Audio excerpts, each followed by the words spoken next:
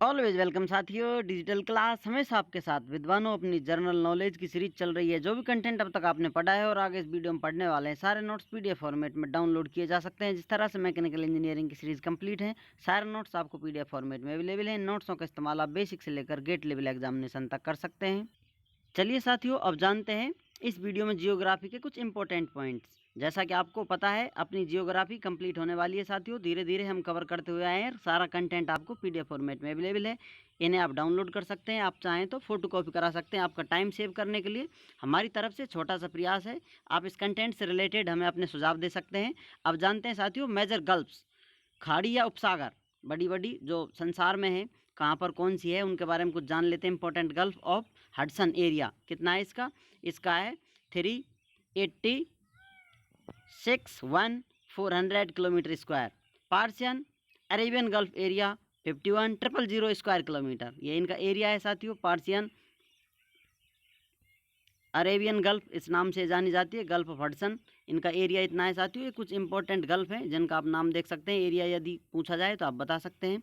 Important straits, अब जानते हैं साथियों स्ट्रेट्स के बारे में। जो जल संधि होती है, कोई ज़मीन है साथियों, मान लेते हैं ये ज़मीन है, अब यहाँ पर पानी भरा हुआ है, यहाँ पानी भरा हुआ है, इनके बीच में कोई रास्ता है जो एक दूसरे को पानी से ही मिलाता है। यहाँ पर खाई है जो इस प्रकार इन्हें कनेक्ट करती है, तो इसे स्ट्रेट्स के नाम से जानते हैं, स्ट्रेट या जल संधि के नाम से जानते हैं।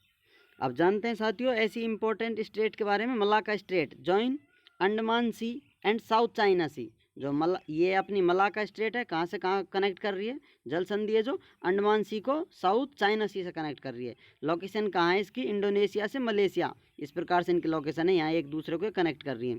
अब जानते हैं next, Palk strait join Palk bay and bay of Bengal. Location कहाँ है इसकी? India to Sri Lanka. जो ज्वाइन कर रही है स्टेट, वो पाल्क स्टेट के नाम से जानी जाती है।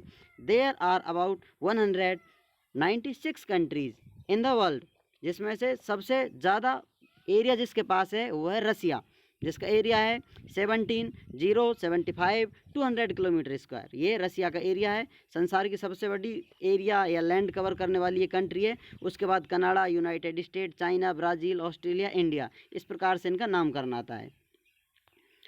नेक्स्ट चलते हैं साथियों, अफगानिस्तान कैपिटल क्या है अफगानिस्तान की? काबुल। ऑफिशियल नेम क्या है इसका? इस्लामिक अमीरात ऑफ अफगानिस्तान। लैंग्वेज कौन सी बोली जाती है अफगानिस्तान में? पश्तू। करेंसी क्या है? अफगानी करेंसी है, अफगानी रुपी या अफगानी। अपनी जियोग्राफी कंप्लीट होने वाली है साथियों। कुछ इंपॉर्टेंट पॉइंट हैं जो आपको बेसिक जानकारी देंगे, आपको व्यू देंगे, आपको माइंड खोलने के लिए कौन सी जगह क्या चल रहा है, किस प्रकार कहाँ करेंसी चल रही है। तो ऐसे बहुत सारे देश हैं, इतने सारे देशों में क्या क्या किस प्रकार से कुछ चल रहा है, ये सब बेसिक आपको थॉट देने के लिए ये सब इंपॉर्टेंट पॉइंट्स इसमें ऐड किए गए हैं। हाईएस्ट लाइफ एक्सपेक्टेंसी ये कहाँ पर है? सबसे ज़्यादा आयु कहाँ जीते हैं लोग? हांगकांग में लगभग 85 ईयर्स, लगभग 85 साल तक हांगकांग में जीते हैं।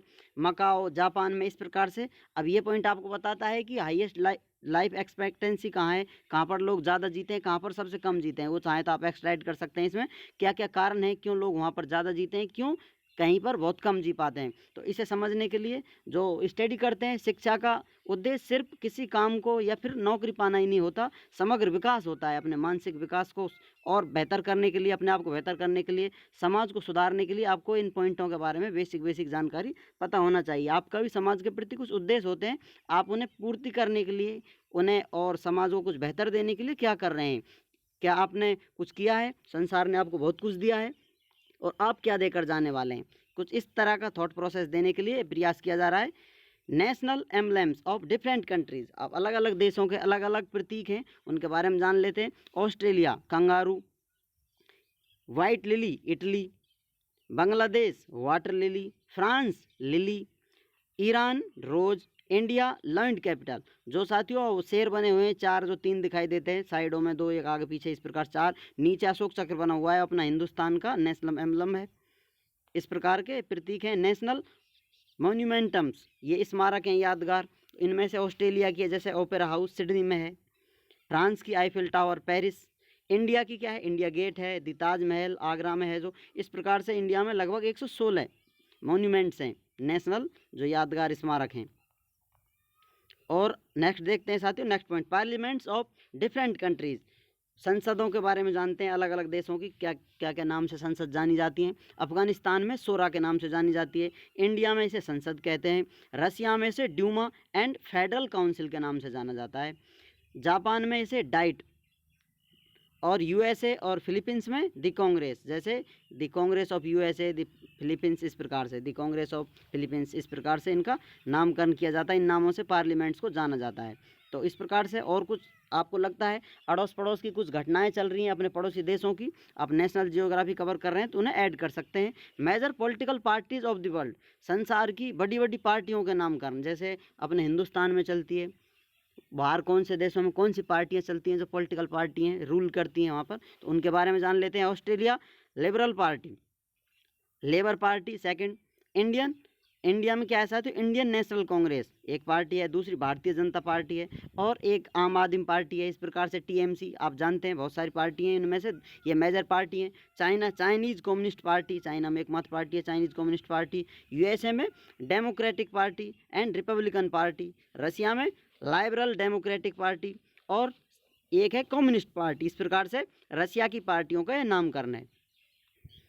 अब जान लेते हैं साथियों जियोग्राफिकल एपिथेट्स, विशेषण जिन्हें कहते हैं साथियों, किसी खास विशेषता की वजह से कुछ उपनाम दे दिए जाते हैं, उपाधि दे दी जाती हैं। तो उनमें से कुछ चीज़ों की, कुछ जियोग्राफिकल जो पॉइंट हैं या कुछ जो भी कंटेंट हैं उनका नामकरण किस प्रकार से चेंज कर दिया गया है। कुछ सामग्री है, कोई पॉइंट है, नदी, पर्वत, झील, जो भी कुछ है उनका नामकरण किस प्रकार से उसके विशेषण से, उसकी विशाल उपाधियों से, विशेषताओं से किस प्रकार से अलग रख दिया गया है, उन पर फोकस कर लेते हैं थोड़ा। नीलगिरी हिल्स को जानते हैं हम ब्लू माउंटेन्स के नाम से, एपिथेट या सबरिकेंट, इसकी उपाधि क्या है, blue mountains.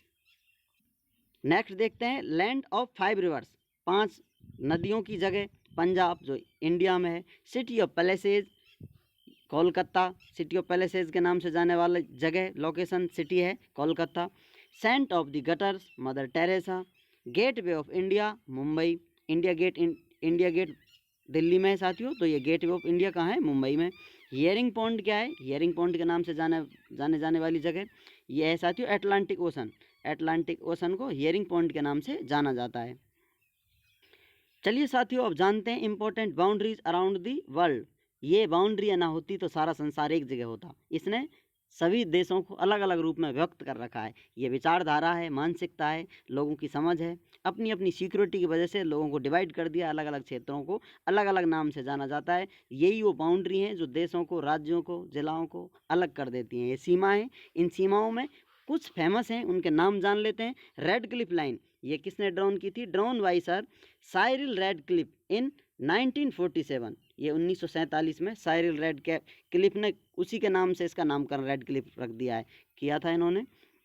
As demarcation between India and Pakistan, जो कहाँ है रेड क्लिफ, अपनी भारत और पाकिस्तान को अलग करती है, वो लाइन रेड क्लिफ लाइन कहला रही है।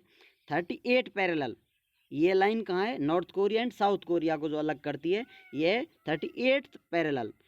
49th पैरेलल, ये 49th पैरेलल कहाँ है साथियों, यूएसए और कनाडा को जो सीमा या रेखा अलग कर देती है वो 49th पैरेलल के नाम से जानी जाती है। कंट्रोल लाइन, कंट्रोल लाइन कहाँ है साथियों, लड़ाई झगड़े करते करते हिंदुस्तान पाकिस्तान में चल रही थी, कश्मीर, जम्मू कश्मीर की तरफ, तो यहाँ पर पीओके एंड कश्मीर के मध्य में कुछ हिस्सा पाकिस्तान के पास चला गया, कुछ हिंदुस्तान के पास आ गया, बीच में लाइन खींच दी गई, वो कंट्रोल लाइन कहलाई। इस प्रकार से इन बाउंड्रियों का नामकरण हुआ है। आपको लगता है कोई बाउंड्री है जो आपके और किसी और के बीच में आ रही है, उसका भी नामकरण आप कमेंट बॉक्स में आकर बता सकते हैं। आप चाहें तो अपने नोट्सों में ऐड कर सकते हैं। चलिए साथियों अब जान लेते हैं 7 wonders of the modern world, आधुनिक संसार के अजूबों हैं, उनमें से 7 अजूबाओं में किन किन का नाम आता है। द ताजमहल नंबर 1 रैंक पर है, जहाँ पर विजिटर बहुत ज़्यादा आते हैं। ये नीचे रैंक आपको देखने को नहीं मिलेगी, लेकिन आपको ताजमहल के बारे में बता दिया, नंबर 1 रैंक होल्ड करता है। सादा सबसे ज़्यादा विजिटर यहीं आते हैं। द ताजमहल जो कि इंडिया में स्थित है। The great wall of China, ये चाइना में है। पेट्रा जॉर्डन में है। मैक्कू पिच्चू, मैचू पिच्चू या मैकू पिक्कू, ये कहाँ है, पेरू में। क्रिस्ट रिडीमर, ये कहाँ है, यह है ब्राज़ील में, Christ redeemer. Next the pyramid at Chichen Itza, ये कहाँ है, मैक्सिको में। The pyramid at Chichen Itza. Next अपना है वंडर दी रोमन क्लोजियम, जो कहाँ है, इटली में। इस प्रकार से ये 7 wonders of the modern world, आधुनिक संसार के 7 अजूबाओं का नाम करना आपने देख लिया। ये अजूबाएं हैं, आजकल इनका बहुत रोल है, लोग विजिट करने के लिए जाते हैं और ऐसा लगता है इनको किस प्रकार से क्रिएट किया गया है, किस प्रकार से इनका निर्माण किया गया है। आजकल इन्हें बनाना एक तरह से इम्पॉसिबल टास्क है। तो ये अजूबा हैं, पुराने संसार में भी थे, मॉडर्न में भी हैं और शायद आगे आने वाले संसार में इन अजूबाओं का नामकरण या कुछ नया अजूबा आ जाए। तो ये सब चलता रहता है साथियों, जैसा आपको बताया था स्टार्टिंग में, परिवर्तन संसार का नियम है। एंशिएंट वर्ल्ड में दी पिरामिड्स ऑफ इजिप्ट, इस प्रकार से देखो एंशिएंट वर्ल्ड में भी अजूबाओं का आप नामकरण ऐड कर सकते हैं आप चाहें तो। उम्मीद करते हैं साथियों सीरीज़ आप एंजॉय कर रहे होंगे, अब तक जो भी जानकारी दी आपको समझ में आ रही होगी। अभी भी कोई कन्फ्यूज़न है तो आप कमेंट कर हमें बता सकते हैं। कोई करेक्शन मिलता है तो आप कमेंट बॉक्स चेक करें, वहाँ पर हम उसको अपडेट कर देंगे। बाकी वीडियो डिस्क्रिप्शन में आपको डिटेल में इंपॉर्टेंट पॉइंट में यदि कुछ करेक्शन मिलता है या कुछ अपडेट आती है तो हम वो एडिट कर उसमें डाल देते हैं। चैनल पर अपना प्यार और सहयोग बनाए रखिए। वीडियो को अंत तक देखने के लिए, चैनल को सपोर्ट करने के लिए आपका दिल की गहराइयों से बहुत बहुत धन्यवाद। मिलते हैं अगली वीडियो में। जय हिंद, वंदे मातरम।